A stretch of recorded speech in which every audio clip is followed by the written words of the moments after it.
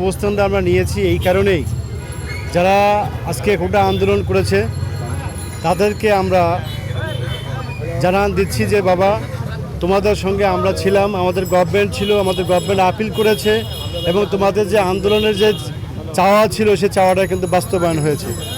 এখন যারা এই আন্দোলনকে মদত দিচ্ছে তারা কিন্তু জঙ্গি বাহিনী, বিএনপি, জামাত, শিবির, তাদের সঙ্গে তোমরা হাত মিলাবা না।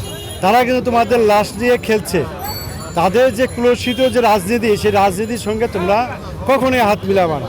এই জন্য আমরা রাস্তায় শান্তি সমাবেশ করছি এবং যাতে আমরা তাদেরকে বুঝাতে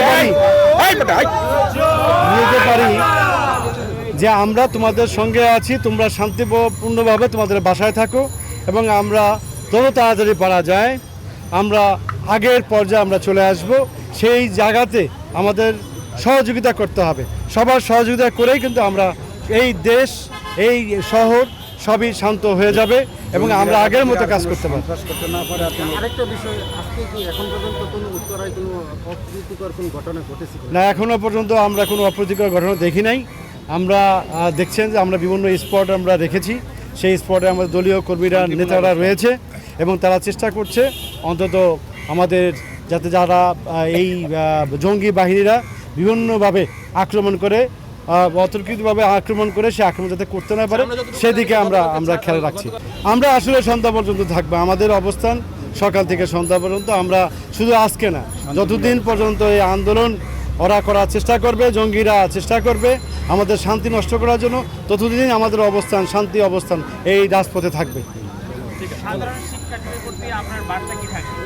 সাধারণ শিক্ষার্থী আমরা বলবো যে তোমাদের যে কোটার চাহিদা ছিল বা কোটার যে আন্দোলন করেছো, সেই আন্দোলনের সঙ্গে সরকার একমত ছিল এবং সরকার তোমাদের সেই আন্দোলনকে স্বাগত জানাইছে এবং আমাদের যে চাওয়া, সে চাওয়াটা যারা পূরণ করেছে, সেই ক্ষেত্রে তোমরা অবশ্যই সরকারের প্রতি শ্রদ্ধা রেখে, দেশের প্রতি শ্রদ্ধা রেখে এবং পরবর্তী প্রজন্ম তোমরা এই দেশকে তোমরা গড়বা, এই দেশকে তোমরা চালাবা। অবশ্যই তোমরা যেন সেই মাথাটা রেখে, সেই জিনিসটা মাথায় রেখে তোমরা কোনো আন্দোলনে যাবা না এবং আমরা যাতে আবারও সেই স্কুল, কলেজ, ইউনিভার্সিটি খুলে দিতে পারি, সেখানে আবার আমরা যেতে পারি, আমরা পড়াশোনার সুন্দর মতো নর্মাল হতে পারি, সেদিকে আমরা খেয়াল রাখতে হবে।